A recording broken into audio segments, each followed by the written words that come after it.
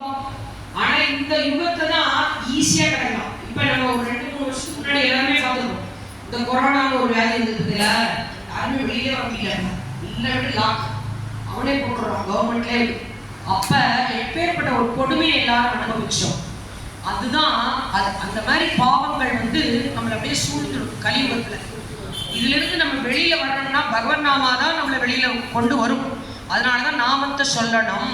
அப்ப பாத சேவனம், அர்ச்சனம், தாஸ்யம், சக்கியம், ஆத்ம நிவேதனம். 9 விதமான பக்தியில தாஸ்யம், தாஸ்யம்னா அவனுக்கு அடிமை செய்வது, அவனுக்கு கைங்கரியம் பண்ணுவது. இப்போ கோவிலுக்கு போறோம்னு வச்சுக்கோங்களேன், கோவில போய் கூட்டுறோம், பெருக்கிறோம், ஏதோ நாமத்தை சொல்றோம், ஒரு விளக்கேற்றோம், இது எல்லாமே கைங்கரியம் தான். அதுதான் தாஸ்யம். பகவானுக்கு அடிமையா இருக்கலாம், மாண்பனுக்கு அடிமையா இருக்கணும் அவசியம் இல்லை.